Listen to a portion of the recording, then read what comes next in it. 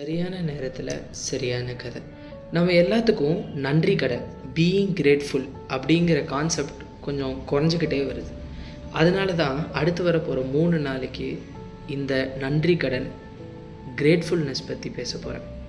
நான் சொல்கிறத நல்லா கேளுங்க. நம்ம எல்லாத்துக்குமே பிடிக்கல அப்படின்னு நினைக்கிற ஒரு விஷயம் இன்னொருத்தனோட கனவு.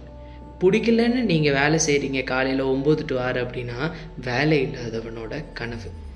நல்லாவே இல்லைன்னு காலையில் தோசை சாம்பாரும் மறுபடி இதை தான் சாப்பிடணுமா அப்படின்னு நைட்டு உப்புமாவும் சாப்பிட்றீங்க அப்படின்னா அது பட்னி கிடக்கிறவனோட கனவு.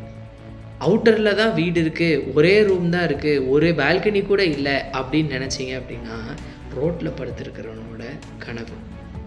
நான் படித்து என்னடா பிரயோஜனம், நான் பிடிச்ச வேலையை செய்யலையே அப்படின்னு நீங்கள் நினைக்கிறீங்கன்னா படிக்காதவனோட கனவு.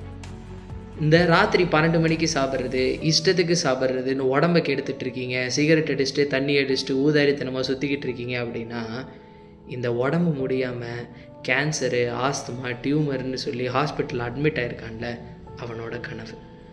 இங்கே நம்மளுக்கு பிடிக்கல அப்படின்னு நினைக்கிற நிறைய விஷயங்கள் நிறைய பேத்துக்கு கிடைக்காத கனவு. உங்கள் வாழ்க்கையில் கிடைச்சதை வச்சு சந்தோஷமாக இருங்க. சரியான நேரத்தில் சரியான கதை. நாளைக்கு பார்க்கலாம்.